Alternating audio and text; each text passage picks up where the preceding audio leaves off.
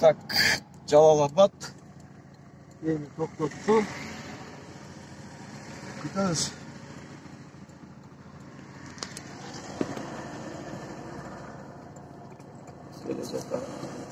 Салам алейкум. Алейкум ассалам. Кыргызга инспекция. Саламатсызбы? Саламатсызбы? Обгон кылып койдуңуз. Обгон? Мени протокол түзөсүзбү? Түзөсү?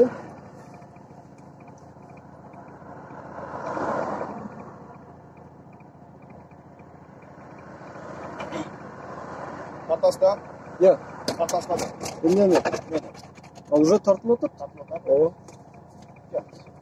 Окуга инспекция.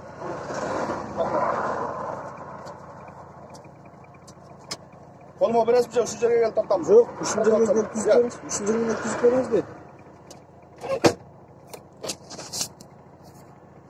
Ne kıla koydun? Я. Ne kıla koydun? Обгон кылдым дейт го. Abdona koymuyor. Белги турат, бирок мен обгон кылдым, ооба. Сен эмне кылдың?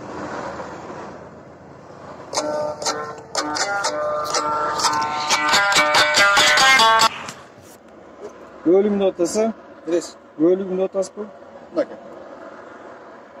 Жок. Прапорщик милиции Шаймкулов Нургулгон Муратович 23-жылга чейин. Мен өзүм көлүгүмдү айтып жаттым да, жолдош прапорщик. Мен өзүмдүн көлүгүмдү айтып жатат элем дейм.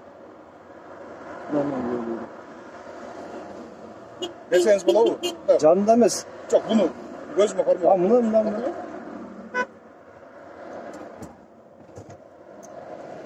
Өзүмө удобный жерде протокол түзсөм болобу? Мындай жылып алып, же мындай калып, бул жерде үйгөн.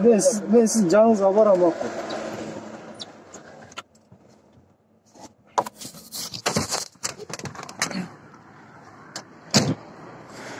Түзөрүңүз.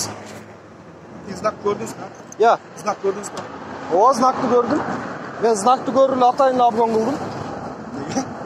Эми заңыңыздар ГОСТко жооп бербейт да. Сиз түзөрүңүз. Мен машинам алып коет окшойм, мына жол. Астында табличкасы жок экен, знактына? Жок. Кеп табличкада эмес, кеп белгинин өзүндө. Неме, астында табличкасы жок экен, аны неме кылып коюптун дедим. Жок, кеп табличкада эмес, жолдош прапорщик. Кеп белгинин өзүндө, ал жерге табличканын кереги жок. Жок, астында табличка болуш керек да. Ал немени карап отурмун, алчы. Сиз мен көлүм берсеңиз, мен машинамды жылдырып коем, чыгат экен болчу. Азыр кайтып келип сүйлөшөбүз.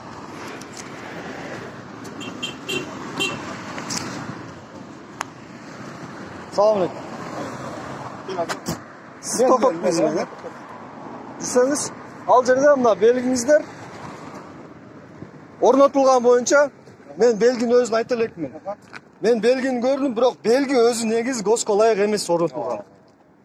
Бул биринчиден, экинчиден сиздер азыр ал жерде тротуарда турасыздар. Тротуар бошолуп турат. Жок, тротуарда турасыздар бирок. Ушул тууралуу да мындай айтып коем да. Но тротуар.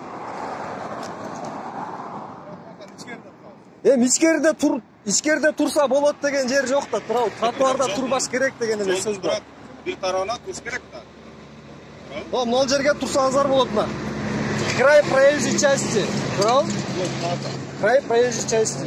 Жол тар эмес. 4 катар мына жүрүп атпайбы? 2 катар. 3 катар, 2 катар, 3 катар. Бир тарабында 2 катар, экинчи тарабында 2 катар. Ошондо жалпы эсептен 4 катар болуп калат. Мен ошону айтып атам. Мен азыр убактым тар. Убактым кенен болгондо мына өзүңүздөрдүн нарушениеңиздарга дагы мен эреже бузууңуздарга да мен протокол түзүп бердим. Видео чыккандан кийин атайын өзүңөрдүн үстүңөрдөн тейлей турган кызматкерлер бар да, ичкиликтүү кызматкерлер. Ошолор тарабынан протокол түзүлөт деген мен үмүттөнөм. Анан мына белгиңиздерди алмаштырып коюңуздар. ГОСТко ылайык кылсаңыздар, мен ошо эрежеге мен баш ийем. Сиздин айтууңуз боюнча эмне, кандай болуп ГОСТко?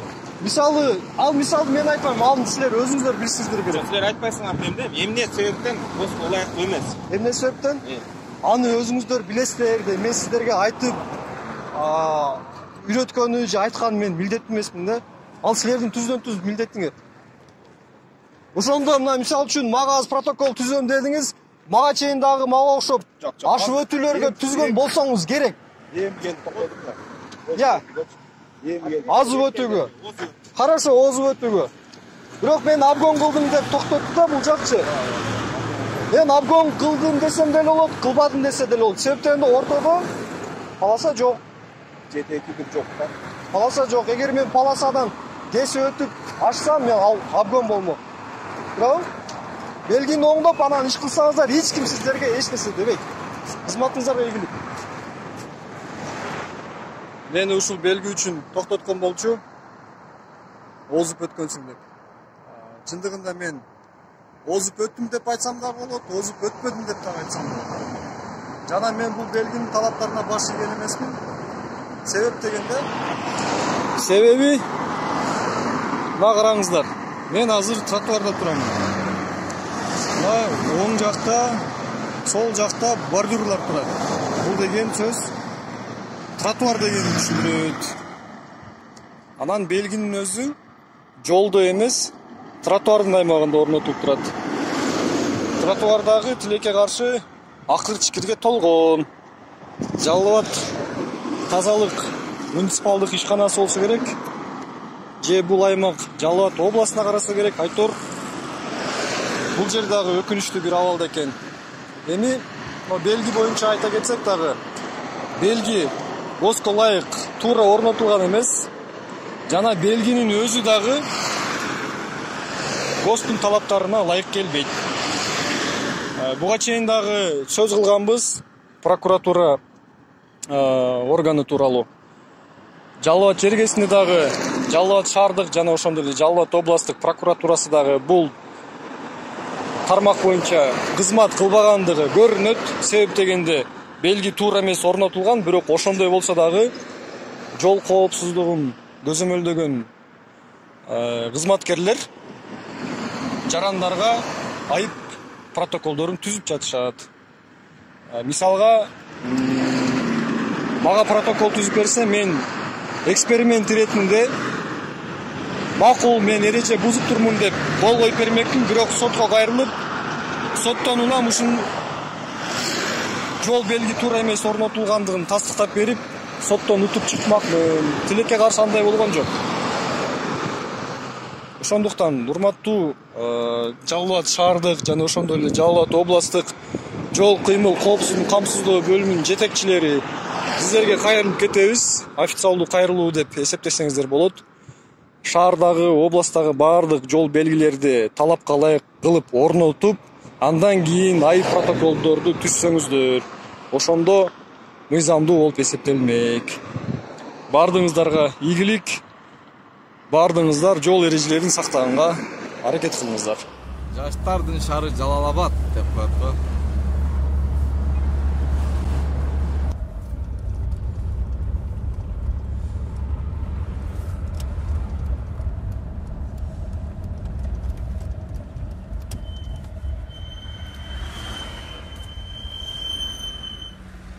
Мына Жалал Абад кайылери. Мына тротуарда турат. Мына уже качты. Машиналар бекитилген. 032 Nexia.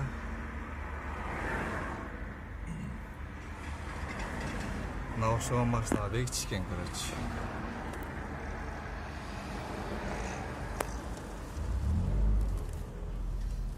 Бири мына 596.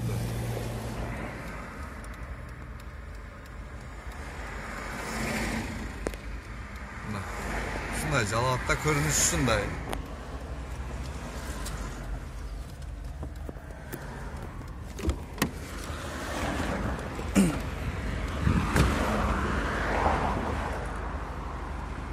Мага мүмкүн тротуарда тура бериш керек.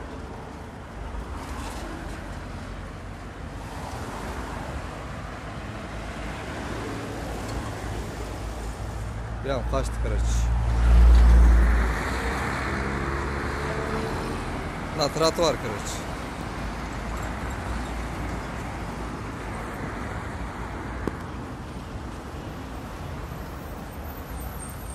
Ассаламу алейкум мекендештер. Ар бириңиздерге терең ыраазычылык билдирип кетем. Себеп дегенде мынакей көрүңүздөр.